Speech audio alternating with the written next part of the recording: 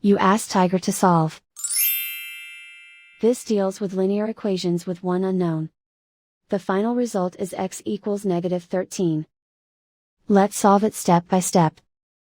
Group all constants on the right side of the equation. Subtract 7 from both sides. Group like terms. Simplify the arithmetic.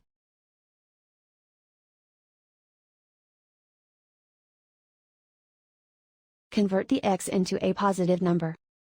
Multiply both sides by -1.